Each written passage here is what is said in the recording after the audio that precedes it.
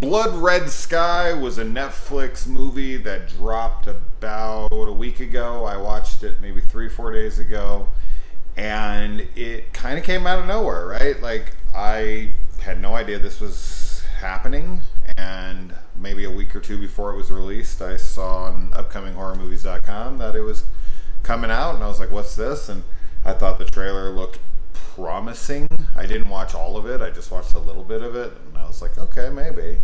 And so I got to throw this on a couple days ago, and this is about a plane hijacking, and one of the passengers is on their way to get a surgery, and she has her son with her, and these guys are hijacking this plane.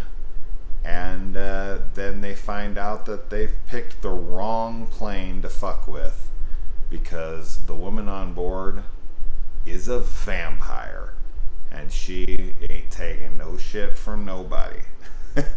I really enjoyed the hell out of this. I thought this was pretty great. Big thumbs up from me on this one for sure. Very surprisingly so as well. Pretty much everything worked for me here for the most part. I really liked the writing first and foremost. I thought that every character's decisions within the film made sense for what was set up with them. I never really questioned almost anything with how characters handled situations or the things that ended up happening to them or with them. Which is always a frustration of mine, and I'm sure everyone else's as well, is when the believability gets lost in poor character decisions or unbelievable situations that don't line up with what has been established. And I don't feel like this film suffers any of that, which was very relieving for me. And it doesn't really rely on too many conventional tropes. For the most part, I'm not saying it's like wholly original or anything, but it knows what it is, and it does it very well. Really like the woman playing the vampire in this, and I like her struggle throughout, because she wants to be good. She doesn't want to be a vampire, and doing this kind of sets her off. It makes her feral. It makes her more animalistic. She's trying to, not kill people, and she's trying not to lose grip of herself. And she has her kid on board, and of course she wants to protect that kid. So she doesn't want to let herself kind of full Hulk out because of the danger that presents. Plus, of course, she sees this, and this is a lot of great vampire movies do this. It treats vampirism as more of a illness, as more of like a disease and something that somebody does not want, versus more like a traditional monster movie. It's more like an infection movie. It's more of like this is my curse, but that she has an ailment. That she gets to use to her advantage, but she doesn't want to use it. And I really feel that drama throughout. And we get flashbacks, and it makes sense for the scene, and it gives us just enough information for that moment to know why she's doing what she's doing. I thought, all the other characters were really solid as well, as far as like what they brought to the film, what, they were doing, matching up with what we got from them. All that stuff really worked for me. The thriller aspect of it worked very well. I thought the tension was good with the hijackers versus, these hijackers are no joke, man. They're there. I mean, one of them is just a straight up psychopath. So that all worked for me. The horror, I thought the vampire makeup and effects and all that stuff was really cool. I really like the look of her. I like how she gets to be more and more monstrous as the film goes on.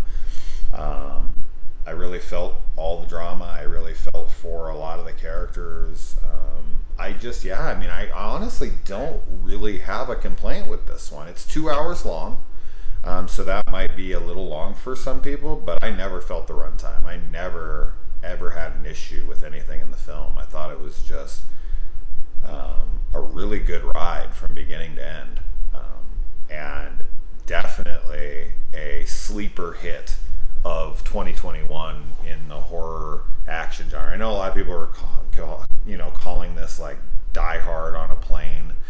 I get that, with vampires. Sorry, I should have added that part. So Die Hard on a plane with vampires.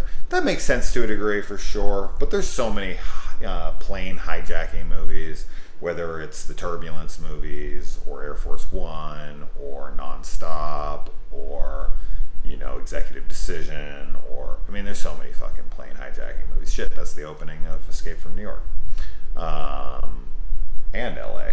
Jesus, they went with that twice, huh? But yeah, I thought everything about this was super cool. I like where everything goes too. I didn't find things to be too predictable. I did guess certain things, but only because they made sense. And I don't mind when something makes sense and I guess it. It's like, yeah, this is what would happen, and then it happens, and it feels like good. I don't feel like annoyed that I guessed it. I'm like, oh man, that was too predictable. It was like, no, this is what logically this character would do in this moment, and that's what they end up doing. So that stuff is really good. Really liked where it ended. I thought that, they did not play it safe with any of that. And I dug the shit out of that. A good maybe 20-25% of this movie is in German, and then about 75% of it is in English. I think that's about accurate on the amount of each. So it is not like a full-on foreign film, because I thought it looked like that. I thought it was going to be completely in German, but it is not. It is primarily English with some German. I thought the kid was good. I thought the villains were good. I thought that, and as I said, I really like where it ended up, and kind of how everything wrapped up. I was actually surprised by some of the decisions in that way, and in a good way. I was like, oh wow, wow, that's how this goes. That's how this ends. Awesome. So, really no complaints. Easily in my top 5 of the year as of right now. I was not expecting that with this movie at all. When I saw it, I was like, oh, this should be fun.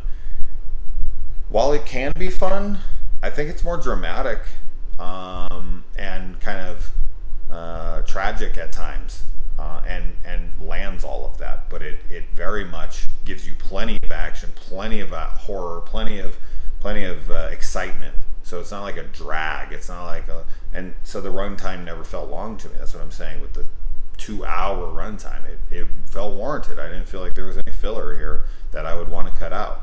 It was good stuff, and she was a kick-ass vampire, man. I'm not a big vampire fan, but she was badass, and this movie, 2 big thumbs up for me for sure. So 2. All right, adios.